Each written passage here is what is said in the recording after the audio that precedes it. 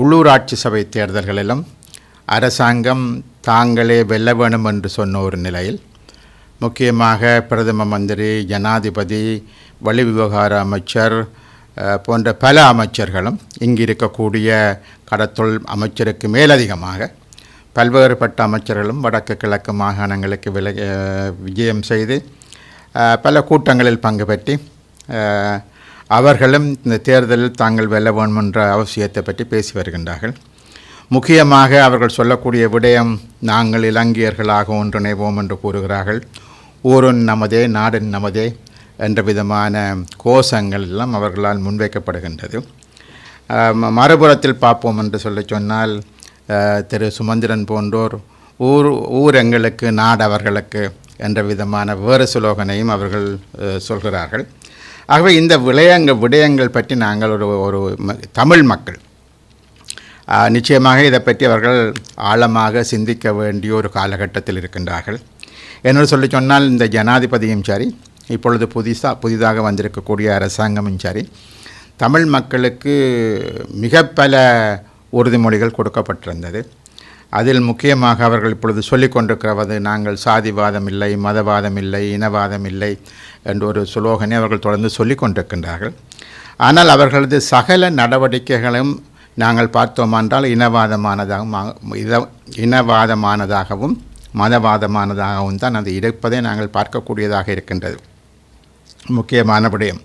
ஆகவே இதைப்போல நாங்கள் அடுக்கி கொண்டு போகலாம். காணாமல் ஆக்கப்பட்டோர் தொடர்பாக ஆக்கப்பூர்வமான எந்தவித நடவடிக்கையும் இல்லை. ஆனால் ஜெனீவா சென்று தாங்கள் எல்லாத்தையும் செய்வோம் என்று கூறுவார்கள். எதுவும் செய்ய முடியாத நிலையில் அல்லது செய்யாத நிலையில் தான் இந்த அரசாங்கம் இருக்கின்றது. இவர்கள் வருகிற பொழுது சிங்கள மக்களுக்கு, தமிழ் மக்களுக்கு எல்லோருக்கும் ஊழலை நாங்கள் ஒன்றாக ஒழிப்போம், ஊழல் பெருச்சாளிகளை கைது செய்வோம், அவர்கள் கொண்டு போன பணம் எல்லாத்தையும் கொண்டு வருவோம் என்று கூறினார்கள். இன்று வரை ஊழல் சம்பந்தமாக எத்தனை நபர்கள், எத்தனை முக்கியஸ்தர்கள் கைது செய்யப்பட்டிருக்கிறார்கள்? ஒரு பிள்ளையான் சில கொலை குற்றங்கள் தொடர்பான சில முறைகளில் அவர் ஒருவர் கைது செய்யப்பட்டிருக்கிறார். ஏனைய சிலர் கைது செய்யப்பட்டு விடுவிக்கப்பட்டிருக்கின்றார்கள். ஆனால் இந்த நாட்டில் நடந்த மிகப்பெரிய ஊழல்கள் என்று சொல்லப்படக்கூடிய சம்பந்தப்பட்ட மஹிந்த ராஜபக்ஷ அல்லது ரணில் விக்ரமசிங்கே போன்றோர் இவர்கள் பற்றியெல்லாம் முன்னர் நிறையவே இவர்கள் பாராளுமன்றத்தில் ஜேவிபியினர் பேசினார்கள். இவர்கள் எல்லாம் ஊழல் பரிச்சாளிகள், இவர்கள் நாங்கள் வந்தார், இவர்கள் எல்லோரையும் கைது செய்வோம் என்று கூறினார்கள். ஆனால் இன்று வரை அவ்வாறான ஒருவர் கூட இவர்களால் கைது செய்ய முடியவில்லை. இவ்வாறான நிலையில்தான் இவர்கள் திரும்பவும் வடக்குக்கோ கிழக்கிற்கோ வந்து இவர்கள் சொல்லக்கூடிய விஷயம் எல்லாம் என்றால், மீண்டும் எங்களுக்கு உள்ளூராட்சி சபைக்கு வாக்களியுங்கள், ஊரின் நமதே, நாடின் நமதே, ஆகவே எங்களுக்கு வாக்களியுங்கள் என்று சொல்கின்ற ஒரு சூழ்நிலையை பார்க்கின்றோம். ஆகவே இவர்களுடைய இந்த பித்தலாட்டங்களை, இவர்களுடைய இந்த கருத்துக்களை மக்கள் மிக சரியாக புரிந்து கொள்ள வேண்டும் என்பதுதான் முக்கியமான விடயம். இவர்கள் இவ்வளவும் செய்து கொண்டுதான் நாங்கள் மதவாதம் இல்லை அல்லது இனவாதம் இல்லை என்று பேசுபவர்கள் ஒரு விடயத்தை தானும் செய்யவில்லை. அந்த மதவாதம், இனவாதம் என்று பேசிக்கொண்டு தான், இல்லை என்று பேசிக்கொண்டு தான் புத்த கோயில்கள் கட்டப்பட்டு கொண்டிருக்கிறது. இது எந்த அடிப்படையில் இந்த புத்த கோயில்கள் கட்டப்படுகின்றது?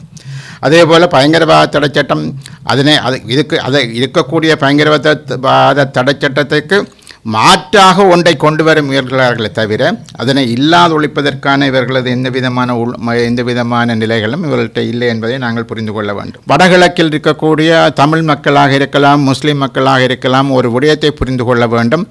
உங்களுக்காக மிகப்பெரிய போராட்டத்தின் பின்னர் கிடைத்த சில விடயங்களை, சில உரிமைகளையாவது நீங்கள் உங்கள் கைவசம் வைத்திருக்க வேண்டும். அதனை மீளவும் நீங்கள் அரசு தரப்பிடம் அல்லது அவ்வாறான கட்சிகளிடம் நீங்கள் ஒப்படைப்பீர்களாக இருந்தால் எமது போராட்டத்துக்கு, இழப்புகளுக்கு ஒரு அர்த்தம் இல்லாமல் போய்விடும் என்பதையும் தயவு செய்து அவர்கள் புரிந்து கொள்ள வேண்டும்.